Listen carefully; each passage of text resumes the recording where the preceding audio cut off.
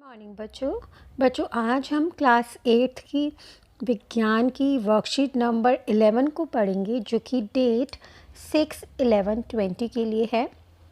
सभी को पता है कि वर्कशीट 10 से हमारा lesson 4 metals and non metals, धातु और अधातु शुरू हो चुका है, जिसमें अभी तक हमने पढ़ा था कि धातु क्या होते हैं और धातु की फ़िज़िकल प्रॉपर्टीज़, भौतिक गुणों के बारे में पढ़ा था, जिसमें हमने पढ़ा था धातु कठोर होते हैं, तन्यता होती है, मतलब डक्टिलिटी होती है, जिनमें हम उनको खींचकर तारों में बदल सकते हैं।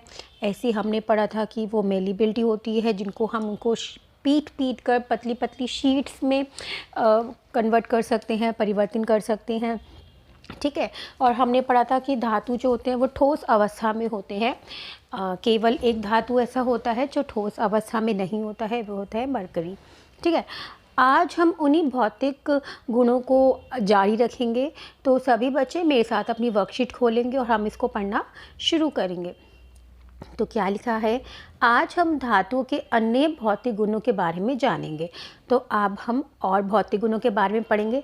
तो यहाँ पे अब हमें कौन सा बता रखा है, ध्वनिक।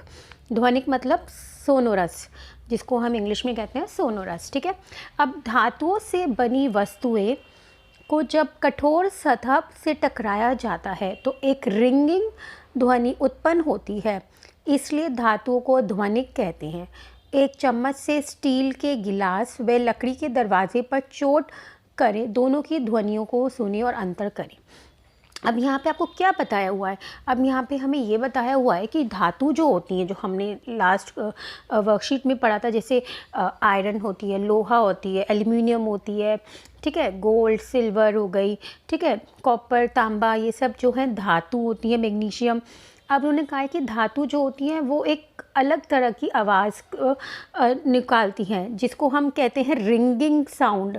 रिंगिंग साउंड मतलब कैसी होती है, आपने कभी अपने स्कूल की घंटी सुनी है? जब स्कूल की घंटी बजती है तो वो टन, वो बजती जाती है, टन, है ना। ऐसे अगर चम्मच गिर जाती है फर्श पर तो क्या होता है, उसमें से आवाज़ निकलती रहती है, टन, जैसे गिर जाएगी आवाज़ निकलती ही रहेगी, है ना। अगर ऐसे ही अगर आप किसी लोहे के दरवाजे पे पेन से या स्टील की चम्मच से थोड़ी उस पर खटखट करेंगे तो आवाज़ एक रिंगिंग साउंड सी आती है, जो बिल्कुल निकलती ही जाती है ना। तो धातुओं में से हमेशा एक अलग ही प्रकार की ध्वनि निकलती है, जिसको हम कहते हैं रिंगिंग साउंड। अब फॉर एग्ज़ाम्पल अगर कोई लकड़ी का टुकड़ा गिरेगा नीचे, तो बस एक बार गिरा और उसके बाद आवाज़ नहीं आएगी, बस गिरने की ढप के बाद आएगी, ख़त्म। लेकिन धातुओं पर जब कोई चीज़ टकराती है तो उसमें से एक रिंगिंग साउंड आती है। वो एक साउंड जो होती है वो बार बार रिपीट होती जाती है, तो वो होती है ध्वनिक रिंगिंग साउंड। ठीक है। तो आप अपने घर पे ये एक एक्टिविटी कर सकते हैं कि आप एक लकड़ी के दरवाजे पे, एक लोहे के दरवाजे पे चम्मच, स्टील की चम्मच से जब आप उसको खटखटाएंगे तो आपको एक अलग ही प्रकार की ध्वनि सुनाई देगी। तो लकड़ी में एक अलग ही ध्वनि आएगी और जो लोहे का दरवाज़ा होगा उस पर रिंगिंग साउंड आएगी। तो ये बहुत ज़रूरी है लिखना कि धातुओं की जो ध्वनि होती है वो रिंगिंग साउंड होती है, वो कंटिन्यूएशन में ही रिपीट होती रहती है। ठीक है। अब नेक्स्ट गुण क्या बताया, आप बच्चों देखते हैं कि हमें सेकंड कौन सा बताया हुआ है। अब हमें बताया हुआ है विद्युत सुचालक या कुचालक। सुचालक और कुचालक ये क्या होते हैं, पहले इनको समझते हैं। सुचालक होते हैं कंडक्टर्स, मतलब कि जो अपने अंदर से किसी चीज़ का प्रवाह होने देते हैं, तो वो होते हैं सुचालक।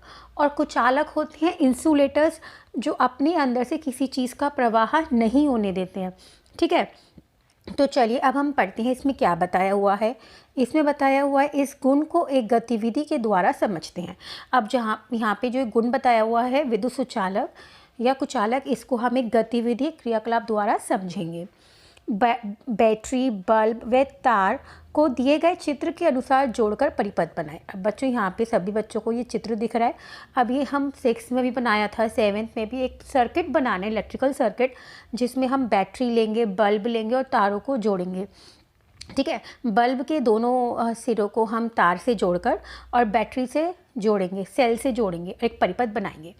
परिपथ के ए व बी सिरों को जोड़कर जांच करें कि बल्ब जला है या नहीं। अब बारी बारी से तालिका में दिए गए प्रत्येक पदार्थ को ए तथा बी के बीच जोड़ें और देखें कि परिपथ में लगा बल्ब जला या नहीं और तालिका में लिखें। आगे क्या बताया हुआ है, यहाँ पे अब क्या बताया हुआ है, यहाँ पे आपको एक तालिका दी हुई है कि तालिका दी हुई है और इसमें आपको पदार्थ के नाम दिए हुए हैं, मतलब चीज़ों के नाम दिए हुए हैं जो आपको लगा लगा के देखनी है। और आपको यहाँ पे क्या बताना है कि बल्ब दीप्त हुआ या नहीं, मतलब बल्ब जला या नहीं। अब आपको करना कैसे है, पहले मैं आपको इसको समझाती हूँ, ठीक है। मैंने उसी चित्र को यहाँ पर थोड़ा बड़ा करके ले लिया ताकि आपको अच्छे से समझ में आए। अब यहाँ पर क्या है, अब हम देखेंगे। अब यहाँ पे देखो एक बल्ब है, एक बल्ब को एक तार से जोड़ा हुआ है ना, तार को सेल से जोड़ा हुआ है, फिर इसका खाली सिरा तार का छोड़ा हुआ है, फिर दूसरा तार लगा के छोड़ा हुआ है। ऐसे ही एक लंबी सी तार को बल्ब से जोड़ा हुआ है। अब यहाँ बीच में इन्होंने ए और बी में खाली जगह दे दी है। तो इन्होंने यहाँ पे दिखाया हुआ है एक एग्जाम्पल लेके कि ए और बी के बीच में जब उन्होंने चाबी लगाई तो बल्ब देखो ग्लो कर रहा है, बल्ब जल गया, बल्ब जल रहा है। तो इसका मतलब ए और बी के बीच में जो इन्होंने पदार्थ लगाया है उसने अपने अंदर से विद्युत का प्रवाह होने दिया। अब बल्ब क्यों जला, बल्ब क्यों जला, क्योंकि बल्ब में विद्युत का प्रवाह पहुंचा तभी तो बल्ब जला, मतलब इलेक्ट्रिक करंट पहुंचा तभी तो बल्ब जला। अब हमारे घरों में अगर लाइट है या पंखा है, जब तक हम स्विच ऑन नहीं करते तो क्या वो जलते हैं, क्या बल्ब जलेगा, क्या पंखा चलेगा, नहीं। जब हम स्विच ऑन करते हैं तो इलेक्ट्रिक करंट जाता है तभी तो ये चीज़ें जलती हैं। अगर लाइट चली जाती है तो क्या ये चीज़ें चलती हैं, नहीं जलती। तो जब तक इनमें विद्युत का प्रवाह होगा ही नहीं तो कैसी चीज़ें चलेंगी, है ना। तो इसका मतलब यहाँ पे ये परिपथ पूरा हो गया, चाबी के लगाने से ये परिपथ पूरा हो गया और बल्ब क्या हो गया, बल्ब ग्लो हो गया, बल्ब जल गया, ठीक है। और परिपथ कैसे पूरा हुआ, क्योंकि ए और बी की जो खाली जगह थी उसमें क्या लगा दी, चाबी। तो इसका मतलब चाबी जो है वो विद्युत का क्या हो गई, सुचालक हो गई, कंडक्टर हो गई, क्योंकि उसने अपने अंदर से विद्युत को प्रवाह होने दिया। और चाबी किस चीज़ से बनी थी, लोहे से। और लोहा क्या है, एक प्रकार का धातु है ना। तो धातु हो गया तो मतलब धातु क्या है, विद्युत का सुचालक करते हैं। इससे अब हमें ये पता चला। अब ऐसे ही यहाँ पे अगर हम ए और बी के बीच में देखें, यहाँ पे कोई भी चीज़ नहीं है, यहाँ पे परिपथ टूटा हुआ है, यहाँ पे परिपथ टूटा हुआ है, इसलिए बल्ब नहीं जल रहा। बट अगर हम एक और तरह से सोचें तो ए और बी के बीच में क्या है, यहाँ पे हवा है, हवा तो सब जगह है तो इसका मतलब हवा है। अब हवा से अगर परिपथ पूरा हो जाता तो बल्ब जल पड़ता, है ना। लेकिन हवा होने पर भी बल्ब नहीं जला, तो इसका मतलब हवा क्या हो गई, हवा विद्युत की कुचालक हो गई, मतलब हवा में अपने अंदर से विद्युत का प्रवाह नहीं होने दिया। इतना समझ में आया। अब यहाँ पे आपको क्या करना है, तालिका में जो भी चीज़ें दी हुई हैं आपको ये घर पर एक क्रियाकलाप करना है, परिपथ बनाना है, जिसमें आपको बैटरी लेनी है, सेल लेने और तार लेने, उनको ऐसे ही जोड़ना है और उनके बीच में खाली जगह को क्या क्या लगाना है, पहले लगानी है लोहे की कील, और लोहे की कील लगा के देखना है कि बल्ब जला या नहीं हुआ। दीप्त मतलब जलना, तो लोहे की कील से बल्ब जलेगा तो हाँ जलेगा, क्योंकि लोहे की कील क्या होती है, धातु से बनी होती है और वो विद्युत का सुचालक करती है। ऐसे कोयला, कोयले से बल्ब जलेगा नहीं, कोयले से बल्ब नहीं जलेगा क्योंकि कोयला विद्युत का सुचालक नहीं करता है ना। अगर ऐसा होता कि अगर कोयला विद्युत का सुचालक कर रहा होता तो कोयले की तारें होती, कोयले की इलेक्ट्रिक इक्विपमेंट्स आते, पर कभी क्या हमने कोयले की कोई भी ऐसे इलेक्ट्रिकल इक्विपमेंट्स देखे हैं, नहीं, है ना। अब क्या बताया हुआ, एल्युमिनियम तार, एल्युमिनियम तार लगाने पर क्या बल्ब दीप्त होगा, तो होगा, क्योंकि एल्युमिनियम जो होता है वो विद्युत का सुचालक होता है, क्योंकि एल्युमिनियम की तारें बनी हुई होती हैं, है ना। उसके बाद क्या पूछा हुआ है, तांबा तार, तांबे की तार मतलब कॉपर, और कॉपर क्या है, वो भी एक धातु है और वो भी क्या करेगा, बल्ब उसमें दीप्त होगा। तो बच्चों ये तो मैंने आपको बताया क्योंकि ये मैंने किया, लेकिन अभी आप सभी बच्चों को भी ये करके देखना है और लिखना है, ठीक है। और बच्चों जब आप ये करेंगे तो आप मुझे इसकी वीडियो बनाकर भी भेजेंगे, ठीक है बच्चों। अब चलिए आगे पढ़ते हैं, आगे वर्कशीट में क्या बताया हुआ है। जिन पदार्थों में विद्युत का प्रवाह, अब यहाँ पे आपको परिभाषा बताई हुई है कि जिन पदार्थों में, जिन चीज़ों में विद्युत का प्रवाह हो जाता है वह विद्युत सुचालक कहलाते हैं। मतलब जिनमें भी विद्युत का प्रवाह हो जाता है, जैसे लोहा हो गया, है ना, और उसके बाद और क्या हो सकता है, तांबा हो गया, ठीक है। तो इनमें विद्युत का प्रवाह हो रहा है, पानी हो गया, पानी भी क्या है, विद्युत का सुचालक है, करंट आ जाता है ना। तो जिन भी चीज़ों से अगर हम सोचें करंट लग जाता है तो वो क्या है, विद्युत का सुचालक है। अगर हम अपनी शरीर देखें तो ह्यूमन बॉडी भी क्या है, हमें अगर करंट लग जाए और हम किसी और का हाथ पकड़ ले तो हमारे शरीर से करंट ट्रांसफ़र होकर उस दूसरे व्यक्ति के में भी लग जाएगा ना। तो इसका मतलब हमारा शरीर भी क्या है, विद्युत का सुचालक है। और इसके विपरीत जिन पदार्थों में विद्युत का प्रवाह नहीं होता है वह विद्युत के कुचालक कहलाती हैं। ठीक है, और जिनमें विद्युत का प्रवाह नहीं होता है, जिनमें से करंट पास नहीं होता है, तो वो क्या कहलाई जाती है, विद्युत के कुचालक। अब जैसे कौन कौन सी होती हैं, अब आप सभी ने देखा है जो हमारे घर पे इलेक्ट्रीशियंस आते हैं तो वो अपने हाथों में कौन से दस्ताने पहनते हैं जो प्लास्टिक के बने होते हैं, ग्लव्स के बने होते हैं, सिलिकॉन्स के बने हुए होते हैं, तो वो विद्युत के कुचालक होते हैं, है ना। ऐसे ही आपने देखा है जो ये हमारे जो सॉकेट्स होते हैं, इनमें जो छोटे छोटे छेद होते हैं उनमें बच्चों बहुत ज़्यादा करंट होता है, तो छोटे बच्चों को उंगली डालने की उसमें आदत होती है, तो वो बच्चों को करंट ना लगे तो मार्केट में उन सॉकेट्स की कैप मिलती है। तो वो कैप किस चीज़ से बनी होती है, प्लास्टिक से बनी होती है। तो मतलब प्लास्टिक क्या है, विद्युत का कुचालक हो गई। अब जो हमारी एयर है, हमने इस वाली सिचुएशन में देखा था ना कि ए और बी में कुछ भी नहीं है, लेकिन एयर तो है, हवा तो है, और पर हवा के होने पर भी परिपथ पूरा नहीं हुआ क्योंकि बल्ब ग्लो नहीं कर रहा। तो इसका मतलब एयर भी क्या है, विद्युत का कुचालक है। ठीक है बच्चों, इतना समझ में आया आपको। आगे क्या बताया हुआ है, और अधातुएं विद्युत की कुचालक होती हैं। और अधातुएं मतलब नॉन मेटल्स जो होते हैं वो विद्युत के कुचालक होते हैं। परंतु ग्रेफाइट एक ऐसी अधातु है, मतलब ग्रेफाइट जो होती है वो एक ऐसी अधातु, एक ऐसा नॉन मेटल है जो विद्युत का सुचालक है। तो अब ग्रेफाइट जो होता है, इसके नामों से मत घबराओ, ये एक ऐसा नाम है ग्रेफाइट जो एक नॉन मेटल है, अधातु है। अब वो विद्युत का सुचालक करता है, वो कंडक्टर होता है क्योंकि उसके अंदर फ्री इलेक्ट्रॉन्स होते हैं, खाली इलेक्ट्रॉन्स होते हैं, हमने सब सकते हैं। तो इसलिए क्या होता है, ये जो होते हैं ये विद्युत के सुचालक होते हैं, मतलब इनमें फ्री इलेक्ट्रॉन्स होते हैं। ठीक है, अब आगे क्या बताया हुआ है, ऊष्मा चालकता। अब क्या बताया हुआ है, ऊष्मा चालकता। अब ऊष्मा चालकता में क्या है, पिंकी की मम्मी कढ़ाई में हलवा बना रही थी, तभी दरवाजे की घंटी बजी। अब पिंकी की मम्मी जो थी वो हलवा बना रही थी कढ़ाई में, और क्या बजी, घंटी बजी। वे चम्मच को कढ़ाई में ही छोड़कर दरवाज़ा खोलने चली गई। वापस लौटकर उन्होंने जैसे ही चम्मच पकड़ी तो उनकी चीखें निकल गईं। अब क्या बताया हुआ है यहाँ पे, उन्होंने ये कहा है कि वो ऊष्मा चालकता मतलब हीट कंडक्टिविटी, जिसमें से ऊष्मा मतलब हीट जाए, चालकता मतलब वही सुचालक, तो जिसमें हीट जा रही है। ठीक है, जो अपने अंदर से हीट को प्रवाह करने दे रहे हैं, जो अपने अंदर से चीज़ों को जाने दे रहे हैं। तो यहाँ पे किसकी बात कर रहे हैं हम, ऊष्मा की। ऊष्मा मतलब हीट की बात कर रहे हैं। ठीक है, तो धातुओं की एक सिरे को गर्म करने पर ऊष्मा गर्म सिरे से ठंडे की ओर स्थानांतरित होती है। अब यहाँ पे क्या बताया जा रहा है, कढ़ाई जो होती है, अब बेसिकली जो हम खाना बनाते हैं वो बर्तन हमारे किस चीज़ के बने होते हैं, स्टील के बने होते हैं, एल्यूमिनियम्स के बने होते हैं, तांबे के होते हैं ना। और जो हम नॉन स्टिक भी ले सकते हैं। नॉन स्टिक में क्या होता है, नॉन स्टिक बर्तन जो हम आजकल यूज़ करते हैं होते तो वो स्टील के बने हैं, लेकिन उन पर टेफ्लॉन की कोटिंग होती है जिसकी वजह से वो नॉन स्टिक होते हैं। ठीक है, पर वो भी होते धातु से बने हुए हैं। ठीक है, तो वो कहते हैं जो बर्तन होते हैं, अब वो उनकी एक क्वालिटी होती है, उनका गुण होता है, वो क्या करते हैं, वो सब धातुओं से बने हुए हैं। तो धातुओं में गुण होता है कि जब हम धातु के कोई भी एक सिरे को, एक हिस्से को गर्म करते हैं तो क्या होता है, जो ऊष्मा, जो वो गर्म हिस्सा होती है, जो गर्माई होती है, जो हीट होती है, वो गर्म सिरे से ठंडे की ओर स्थानांतरित, गर्म सिरे से ठंडे सिरे की ओर जाती है। तो वो होता है ऊष्मा सुचालक। तो अगर हम इसका एग्जांपल ले, तो जब हम खाना बनाते हैं, अगर हमारा कुकर रखा और कुकर अगर ऊष्मा का सुचालक ही नहीं होगा, ऊष्मा का चालक ही नहीं होगा, तो क्या मेरा कुकर गर्म होगा। मैं कोई भी कुकर रख दूँ, एल्यूमिनियम का, स्टील का, नॉन स्टिक, वो सब गर्म हो जाते हैं ना, क्योंकि वो ऊष्मा के चालक है। वो सब किससे बने, धातुओं से। अगर वो चालक ही नहीं होते तो वो गर्म ही नहीं होता और उसमें कोई भी चीज़ का स्थानांतरण नहीं होता है ना।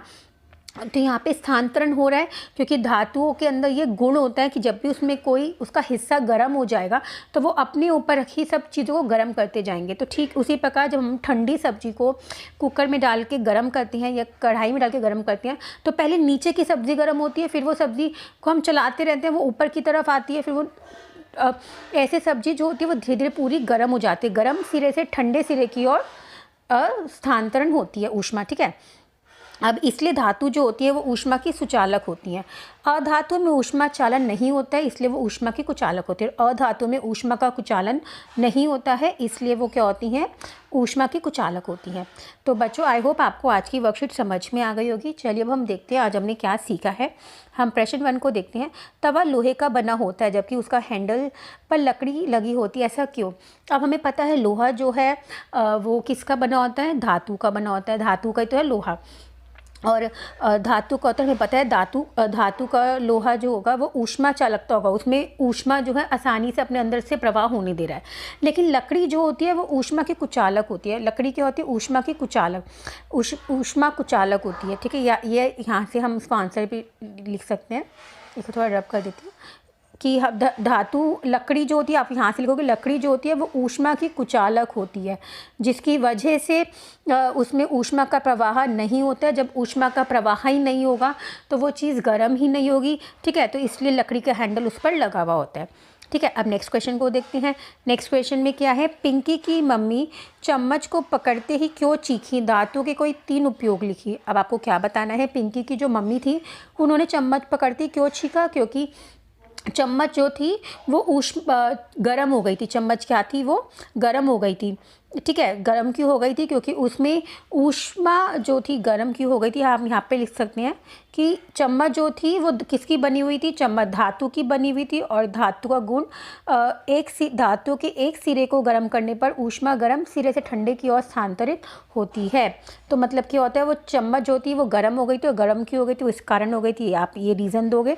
फिर उसके बाद क्या बताया, पूछा हुआ है, इसलिए जैसे ही उन्होंने चम्मच को पकड़ा और वो इतनी गर्म थी इसलिए वो चीखी। ठीक है, ये तो हम दे सकते हैं। अब उसके बाद उन्होंने पूछा है धातु के कोई 3 उपयोग बताइए। अब धातु के कोई 3 उपयोग जो हम प्रॉपर्टीज़ पढ़ते आ रहे हैं उसमें से लिख सकते हैं कि धातु जो होती है वो ऊष्मा को चालकता करती है। ऊष्मा चालकता होती है मतलब उसमें से आसानी से ऊष्मा जा सकती है, आसानी से वो अपने अंदर से ऊष्मा का प्रवाह होने देते हैं। वो विद्युत की सुचालक होती है, इसलिए वो तारों में यूज़ होती हैं। और हमने पहली वर्कशीट में जो उसकी थी पाठ की वर्कशीट 10 में पढ़ा था कि तन्यता तो आती है, मतलब वो डक्टाइल्स होती है। हम धातु को खींचकर तारों में परिवर्तित कर सकते हैं, जिससे हम इलेक्ट्रिकल वायर्स या विद्युत की वायर्स बना सकते हैं। और उपयोग भी लिख सकते हैं, अध्यात्म वर्धनता मतलब मेलिबिलिटी लिख सकते हैं कि धातु को हम पीट कर पतली शीट्स में परिवर्तित कर सकते हैं। ठीक है, आई होप बच्चों आपको इतना अच्छे से समझ में आ गया होगा। अब नेक्स्ट क्वेश्चन देखते हैं, विद्युत और ऊष्मा के सुचालक किन्हें कहते हैं? अब यहाँ पे आपको क्या करना है, यहाँ पे आपको विद्युत की सुचालक और ऊष्मा चालक की परिभाषा लिखनी है। तो आपको यहाँ पे सिंपल से क्या करना है, यहाँ पे देखो, यहाँ पे दिया हुआ है, इसको रब कर देती हूँ ताकि और अच्छे से दिखे। ये रहा, जिन पदार्थों में विद्युत का प्रवाह होता है वे विद्युत सुचालक कहलाते हैं। अब यहाँ पे आप ये लिख सकते हो कि जिन भी पदार्थों में ऊष्मा का प्रवाह हो रहा है वे क्या कहलाए जा रहे हैं, विद्युत के सुचालक कहलाए जा रहे हैं। ठीक है, और इसमें आप उदाहरण भी लिख सकते हो। उदाहरण कौन कौन से हैं कि जैसे लोहा हो गया, तांबा हो गया। ठीक है, तो ये तो 3 का आंसर है। और उसके बाद उन्होंने ऊष्मा सुचालक कभी पूछे है, तो ऊष्मा सुचालक क्या होती है, जिन भी पदार्थों में से आप यही अपने शब्दों में लिख सकते हो, जिन पदार्थों में ऊष्मा का प्रवाह होता है वे ऊष्मा सुचालक कहलाते हैं। और उसके आगे ये भी लिख सकते हैं कि धातुओं का एक सिरा जो गर्म करने पर ऊष्मा गर्म सिरे से ठंडे की ओर स्थानांतरित होती है, इसलिए धातु जो होती है ऊष्मा की चालक होती हैं। ठीक है, आप इनको ऐसे परिभाषित कर सकते हैं। अब नेक्स्ट क्वेश्चन क्या है, नीचे दी गई सारणी में पदार्थों के नाम लिखिए, उनके गुणों के आधार पर सही या गलत का निशान लगाए और बताइए कि वह पदार्थ धातु है या अधातु है। अब यहाँ पे आपको एक बहुत अच्छा सा टेबल दिया हुआ है जिसको बहुत अच्छे से बताया हुआ है ताकि हमें अच्छे से समझ में आ जाएगा। अब इसको हम देखते हैं। अब आपको यहाँ पे क्या करना है, अब बताना है, यहाँ पे आपको ये पदार्थों के नाम बताए हुए हैं सारे। ठीक है, अब ये बताना है इनमें ये सारी चीज़ें होती है या नहीं होती है। ठीक है, लोहा चमक होती है। क्या वो अधात वर्धनीयता है कि मतलब क्या हम उसको पीट कर शीट्स में बदल सकते हैं? तो बदल सकते हैं। क्या हम लोहे की तारें बना सकते हैं? बना सकते हैं। लोहे से ध्वनि आती है। लोहा ऊष्मा का सुचालक होता है। विद्युत सुचालक होता है। अब लोहा क्या है, लोहा धातु है, तो यहाँ पे हम धातु को लिख देंगे। ठीक है, ऐसे यहाँ पे धातु लिखनी है। ठीक है, तांबा, तांबे में भी चमक होती है। कोयले में चमक होती है तो कोयले में चमक नहीं होती है। कार्बन की छड़ में चमक होती है, कार्बन रॉड में भी चमक नहीं होती है। एल्युमिनियम में चमक होती है तो होती है। अब तांबा को हम खींचकर पीट कर शीट्स में बदल सकते हैं तो बदल सकते हैं। कोयले को बदल सकते हैं, नहीं बदल सकते, कोयला टूट जाएगा। कार्बन छड़ को बदल सकते हैं, नहीं बदल सकते। एल्युमिनियम को बदल सकते हैं, बदल सकते, उसके फॉइल पेपर बना सकते हैं। ऐसे तांबे से हम तारे बना सकते हैं तो तन्यता बना सकते हैं। कोयले से तारे बना सकते हैं, नहीं बना सकते। कार्बन छड़ से बना सकते हैं तारे तो नहीं बना सकते। एल्युमिनियम से बना सकते हैं तो बना सकते हैं, है ना। ऐसे ही आपको बाकी के भी करने हैं, पर हम देखते हैं आगे और क्या है। तांबे से आवाज़ आती है तो ध्वनि आती है। कोयले से कोई आवाज़ आती है तो कोयले से कोई आवाज़ नहीं आती है। कार्बन छड़ से कोई आवाज़ आती है, नहीं आती है। एल्युमिनियम में आती है, आती है। अच्छा, ऊष्मा का सुचालक तांबा करता है तो तांबा में ऊष्मा जाती है, वो गर्म हो जाता है। कोयले, तो बच्चों कोयला क्या ऊष्मा का सुचालक होता है? नहीं, कोयला ऊष्मा का सुचालक नहीं होता है। कार्बन छड़ होती है तो हाँ, कार्बन छड़ जो होती है, कार्बन रोड जो होती है, वो ऊष्मा का सुचालक करती है, ठीक है, गर्म हो जाती है। एल्युमिनियम करता है। ऐसे ही तांबा विद्युत का कुचालक है, हाँ, उसमें विद्युत भी जाती है। कोयले में विद्युत जाती है? नहीं, कोयले में विद्युत नहीं जाती है। कोयला विद्युत में काम नहीं करता। कार्बन छड़ में विद्युत जाती है। कार्बन छड़ भी एक नहीं, कार्बन छड़ जो होता है वो विद्युत का कुचालक नहीं होता, सुचालक होता है। तो यहाँ पे टिक आएगा, होता है, ठीक है। ऐसी एल्युमिनियम जो होती है वो विद्युत का सुचालक होती है। अब ऐसे तांबा क्या है? तांबा भी धातु है। कोयला क्या है? कोयला अधातु, यहाँ पे हम इसको अधातु लिखेंगे, यहाँ पे हम इसको अधातु, कोयले को हम अधातु लिखेंगे, ठीक है। कार्बन छड़ भी क्या है? वो भी क्या है? अधातु है। और एल्युमिनियम क्या है? वो धातु है, ठीक है। तो आई होप बच्चों आपको आज की ये वर्कशीट अच्छे से समझ में आ गई होगी। कुछ भी ऐसा हो जो आपको ना समझ में आया हो, आप मुझे मैसेज करके पूछ सकते हैं, ठीक है बच्चों। और बच्चों एक बात और, ये फेस्टिवल सीज़न है लेकिन हमें अभी भी कोविड-19 का ख़तरा है, तो हमें फेस्टिवल सीज़न में वो सारी प्रिकॉशंस लेते रहना है कि हम अपने आप को कोविड से बचा सकें। तो सबसे पहले भीड़ वाली जगह पे कहीं पे भी घर से बाहर निकलते हैं तो हमें मास्क पहनना है। वैसे तो हमें कोशिश करनी है कि हमें घर से बाहर निकलना ही नहीं है, ठीक है। हमें अपने हाथों को बार बार धोते रहना है। हमें कम से कम भी 20 सेकेंड के लिए तो ज़रूर ही धोने हैं, ठीक है। और इसके साथ ही साथ हमें हर व्यक्ति, अपने से मिलने वाले हर व्यक्ति से 2 गज की दूरी बनाए रखनी है, ठीक है, कम से कम भी थी, ताकि हम सीधे संपर्क में ना आए। तो बच्चों ये बहुत ही ज़रूरी है, और ठीक है, और अपना ध्यान रखना है, और हमें कोशिश करनी है कि हमें अपने घर पर ही रहना है। तो हमें ये सोशल डिस्टेंसिंग ज़रूर मेंटेन रखनी है फेस्टिवल सीज़न में, ठीक है बच्चों। Bye bye, take care.